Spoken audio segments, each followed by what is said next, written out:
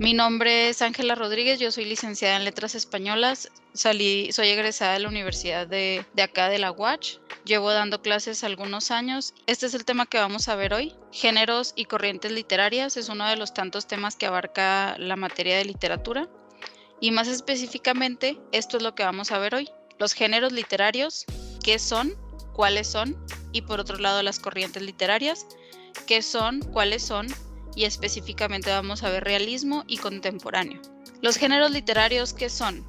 Es una clasificación que agrupa el conjunto de obras que tienen determinadas características dependiendo del mensaje que el autor busca transmitir, para lo cual usa ciertos elementos particulares.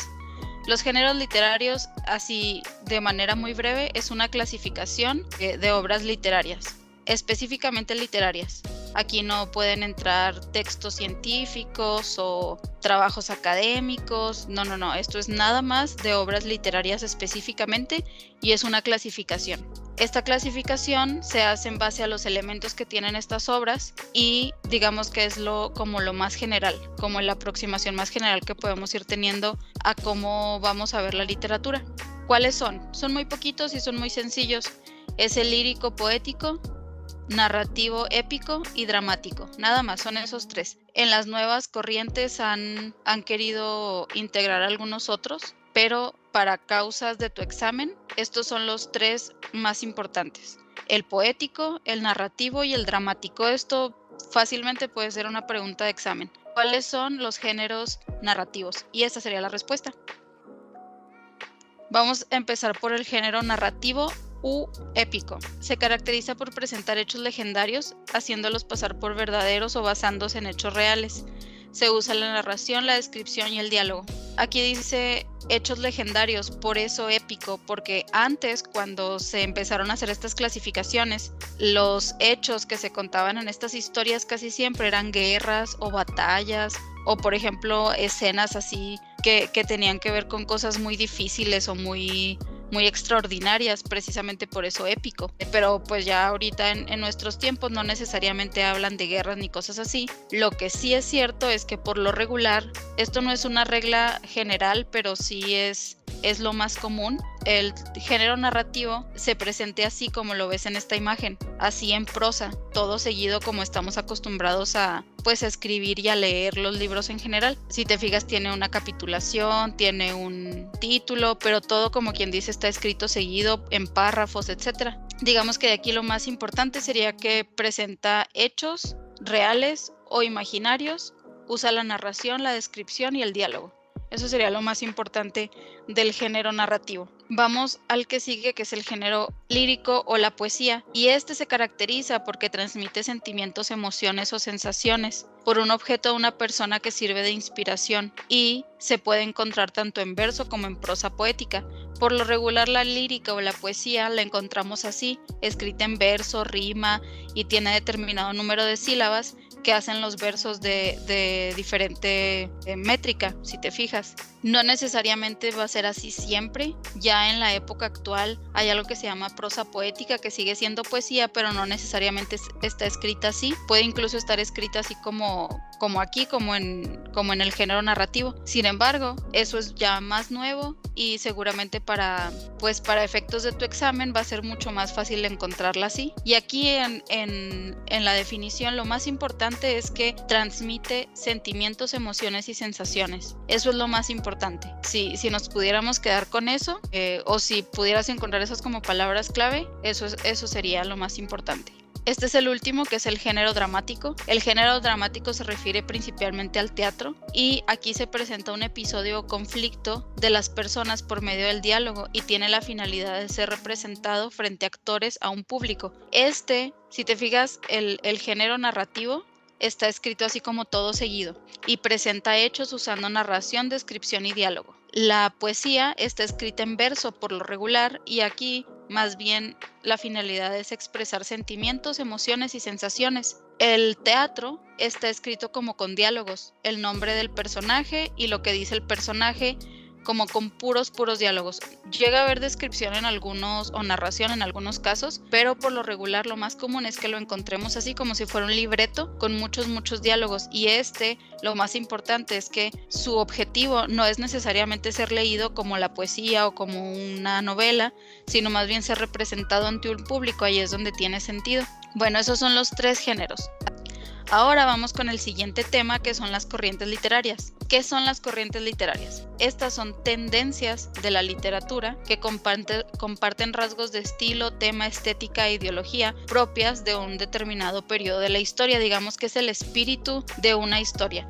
¿Cuál sería la diferencia? Que estas son tendencias que hay dentro de toda la obra literaria que se escribió en un periodo de tiempo, independientemente de que sea teatro, novela, poesía o lo que sea. Son, digamos, clasificaciones que no distinguen entre los géneros, más bien lo que va a hacer la distinción es los temas que tratan, el estilo que usan, las ideologías que siguen. Si te fijas, las dos son formas de clasificación, pero clasifican diferentes cosas. ¿Cuáles son? Cada periodo histórico ha tenido sus propias corrientes literarias. Todos los periodos históricos, aquí sobre todo consideramos desde el periodo clásico, que es el que corresponde a los griegos y a los romanos. Eso fue hace mucho tiempo, entonces desde esos primeros siglos hasta ahora, todos los periodos de la historia, así como lo hemos visto en la materia de historia, además de todas esas cosas que pasaron propiamente, también tuvieron su producción literaria, y eso también se clasificó dentro de corrientes. Por ejemplo, el siglo de oro español, que para que te des una idea, en ese momento era cuando estaban más o menos el descubrimiento de América y todas estas cosas. Ahí es donde se escribió el Quijote de Cervantes. Sin embargo, hay muchísimos. Imagínate, nos podríamos referir a muchísimas corrientes literarias, pero en tu examen solamente, en el temario de la UNAM, solamente incluyen estos dos, el realismo y el contemporáneo. Entonces, el realismo inició a mediados del siglo XIX y se extendió casi al finales del mismo siglo XIX. Sobre todo se dio más en Europa. También acá en América tuvimos, pero digamos que aquí las obras más importantes que vamos a ver son en Europa. Las características: es una corriente que reacciona contra el romanticismo. El realismo busca alejarse de la fantasía y la imaginación, cosa que caracterizaba el romanticismo, con el fin de analizar y explicar la realidad. La sociedad y sus problemáticas son el centro de sus obras, buscando representar de la manera más objetiva y crítica posible la realidad. Entonces, te digo que cada época tuvo muchas corrientes.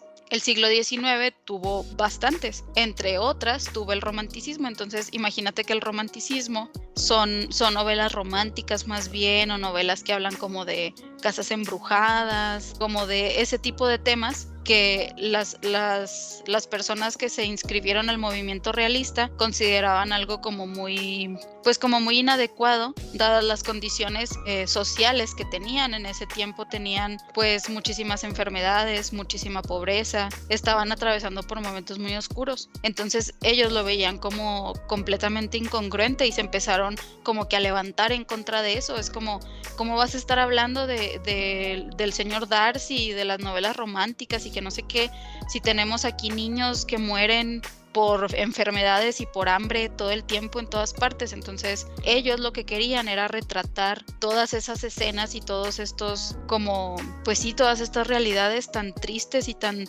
desgarradoras que había en todas partes al menos de Europa, incluso también de Estados Unidos. Y por eso es como la sociedad, la hambruna, las injusticias, las enfermedades, es lo que más bien ellos buscan retratar, y sobre todo ser muy críticos y objetivos, para nada usar la fantasía, ni ser románticos, ni nada de eso. En ese sentido, digamos que ellos eran como muy duros, muy rudos, muy crudos.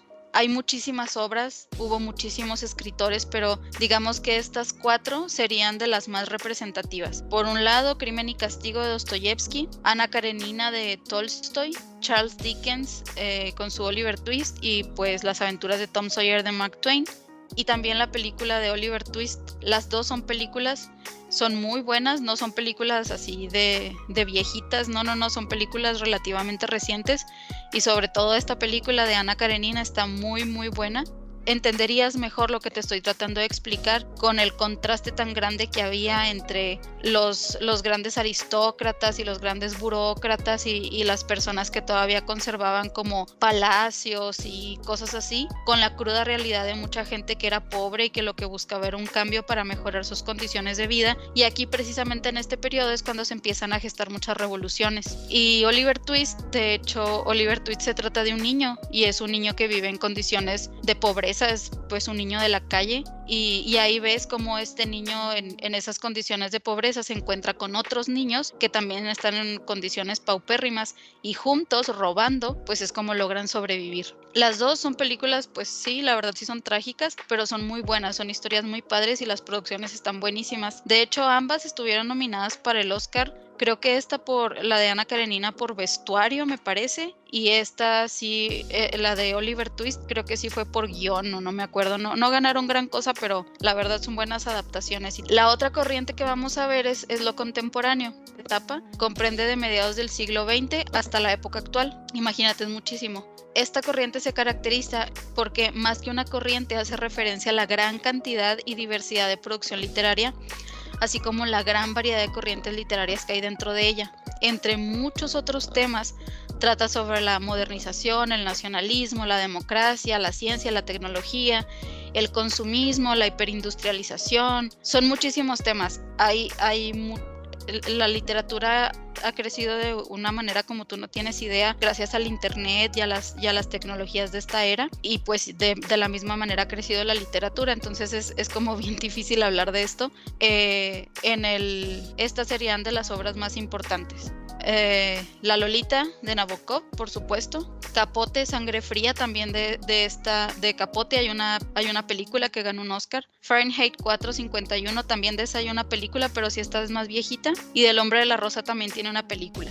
Esto sí es súper importante, tenemos que hacerle una mención súper especial dentro de la era contemporánea al realismo mágico y específicamente a Gabriel García Márquez con sus 100 años de soledad. Supongo que para este punto ya lo has de haber escuchado, al menos el nombre, ya sea del libro o de La Corriente o del Gabo. Este señor tiene un Nobel precisamente por ese libro, por 100 años de soledad, de los pocos Nobel en literatura latinoamericanos. Otros ejemplos de también menciones especiales acá en Latinoamérica de esta corriente contemporánea serían Octavio Paz con su Laberinto de la Soledad, Julio Cortázar con Rayuela, Jorge Luis Borges con El Aleph y Mario Vargas Llosa. De Mario Vargas Llosa son varios libros, por eso solamente mencionaba Mario Vargas Llosa. Me parece que él también tiene un Nobel, si mal no recuerdo.